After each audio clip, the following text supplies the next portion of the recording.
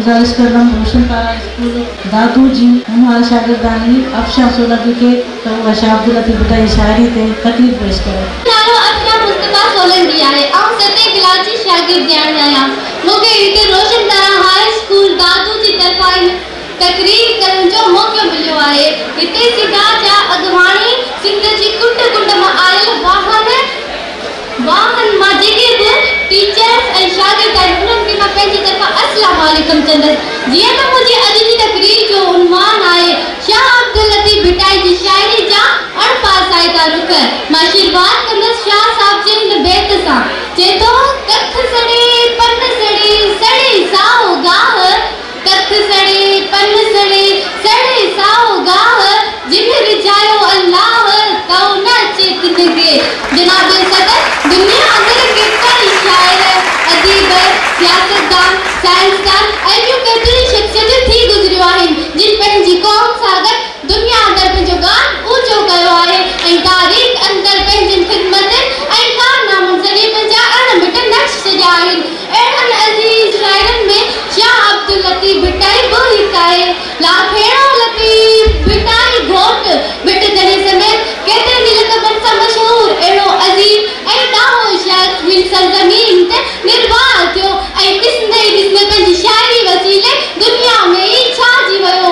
पाण पंहिंजी शाइरी वसीले घणी ताला जी तारीफ़ निहायती अरमाना अंदाज़ सां कई अथसि ऐं हिकु अब्द जो हक़ीक़ी हक़ अदा कयो अथसि। जीअं पाण चवे थो त अवल अलाह अलीम आला आलम जो घड़ी कादिर पंहिंजी कुदरत थी कायम आह कदीर वाली वाहिद वहदहू राज़िक रब रहीम सो सारा सचो धड़ी चई हमद हकीम करे पाण करीम जोड़ो जोड़ जहान जे पाण वेधान जे तस्वरन के चिट्टो कंदे चवन था त रब ऐं सोने नबी करीम सल्लल्लाहु अलैहि वसल्लम ते पुख्तो यकीन रखणी मंज़िल हासिल करण जो ज़रियो आहे। जीअं पाण चवन था त वहदहू जे विढ़िया इल्लल्लाह अद कया मोहम्मद रसूलुल्लाह चई मुसलमान थिया।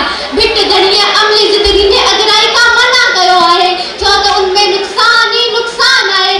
जीअं पाण चवन था त भू चव नहीं तू मचो वातावर आहे भू चव नहीं तू मचो वातावर आहे अगराई जो करे खता सो खाए पांध में पाए वयो कीने वारो की नकी परवरी को जंग जोटे थो लतीफ सरकार वरी रहमाई करे थो ऐं चवे थो त जंग जे मैदान में लई पवण खां पोइ विस विस सन ऐं बहमन मां निकिरी दिल थी मुक़ाबलो कयो पोइ रस्ते में कहिड़ियूं मुसीबतूं छो न हुजनि सोभ हमेशह मुक़दर रहंदी।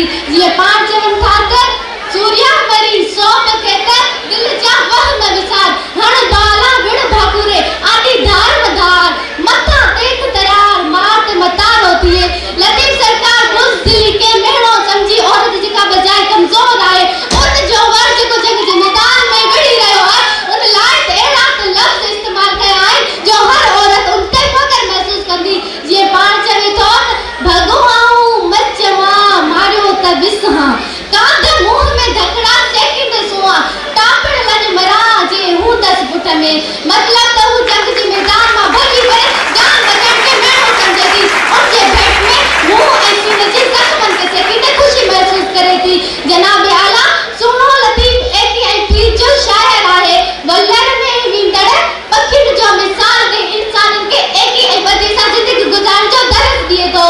जीअं पाण चवे थो वगर कयो वतन प्रीत न छिनन पाण में बसो पखियड़न माना मेठ घणो। शाह साहब जी शाइरी मोहब्बत ऐं अमन जी शाइरी आहे। संदसि शेर हारी मज़दूर मस्जिद मंदिर आलमन अकाबरन मतलब त हू हर मकतबे ऐं खिते में मशहूर आहे। पाण ससी वाता चवराए थो त डूंगर तो ॾाढो ॾाढा ॾाढा यूं करी मौत तिन अंदर इहे वही जीअं वण वॾे वाढो ए करम जो काढो न त पत्थर बन के करे। आखिर में मां लतीफ सरकार जी कामिल दुआ सां पंहिंजी तकरीर जी पुॼाणी कंदसि जंहिंमें हू पंहिंजे महबूब खां उनजी ज़ात वसाइल जो वास्तो ॾेई बाज घुरे थो ऐं कमाल दर्जे जी दाव सां पूरी दुनिया मां गुज़रे थो। जीअं पाण चवे थो त जेॾो तुंहिंजो ना वाजिब ओॾी मंगा रीत में रीत होणे तू छप्पर तू छा तू ॼाणो का तोखे मालूम सब का मेहरबानी।